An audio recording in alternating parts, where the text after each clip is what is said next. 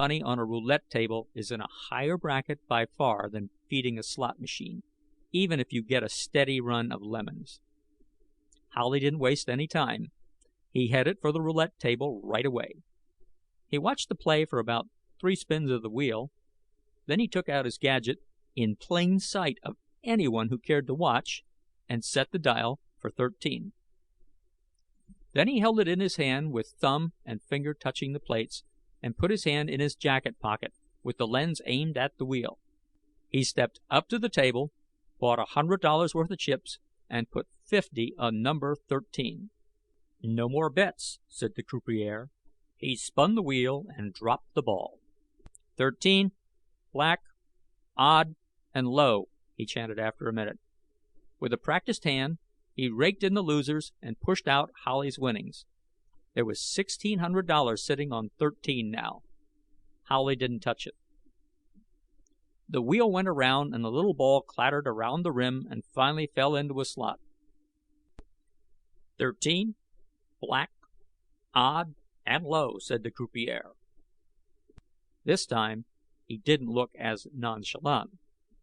He peered curiously at Howley as he pushed out the chips to make a grand total of $51,200. The same number doesn't come up twice in succession very often, and it is very rare indeed that the same person is covering it both times with a riding bet.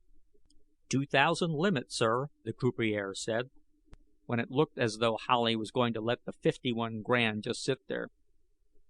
Howley nodded apologetically and pulled off everything but $2,000 worth of chips.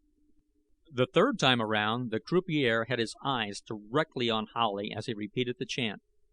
13, black, odd, and low. Everybody else at the table was watching Howley, too. The odds against Howley, or anyone else for that matter, hitting the same number 3 times in a row are just under 40,000 to 1. Howley didn't want to overdo it. He left 2,000 on 13, raked in the rest, and twisted the dial on his gadget over a notch. Everyone at the table gasped as the little ball dropped. "That was a near miss," whispered a woman standing nearby. The croupier said, 14, red, even, and low, and he raked in Howley's $2,000 with a satisfied smile. He had seen runs of luck before. Howley deliberately lost 2 more spins the same way. Nobody who was actually cheating would call too much attention to himself, and Howley wanted it to look as though he were trying to cover up the fact that he had a sure thing.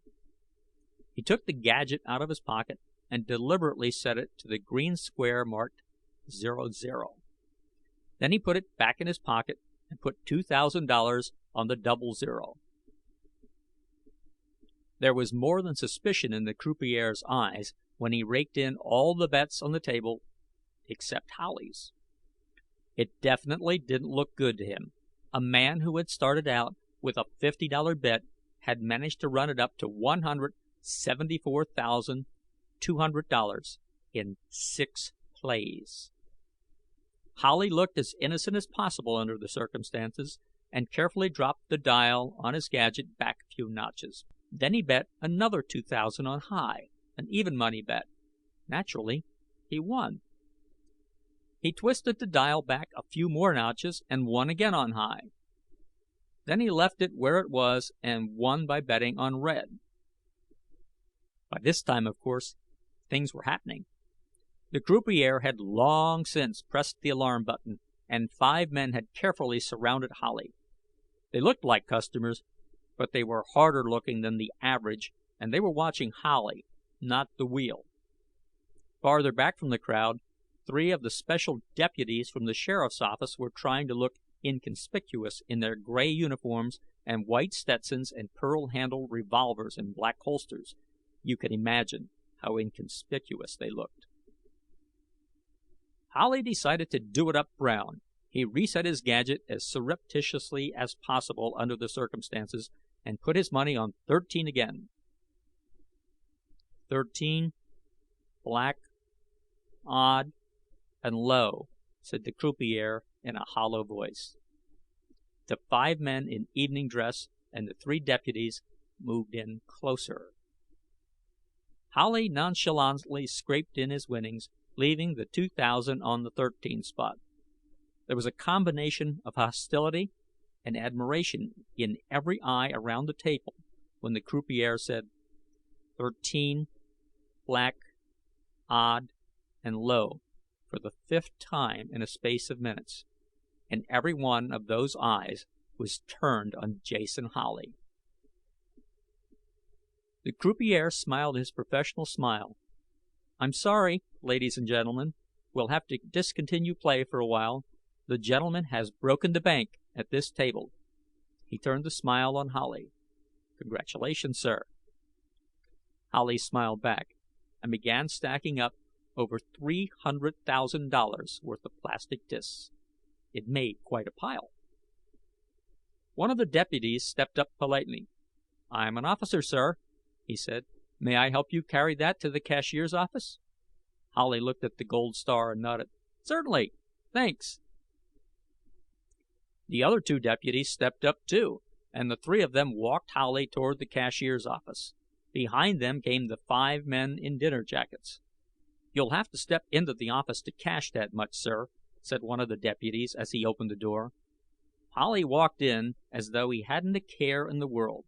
He put his chips on the desk, and the deputies followed suit, while one of the dinner jacketed men closed the door. Then one of the deputies said, "I believe this gentleman is carrying a gun." He had his own revolver out and had it pointed at Howley's middle. "Carrying a concealed weapon is illegal in this city," he went on. "I'm afraid we'll have to search you."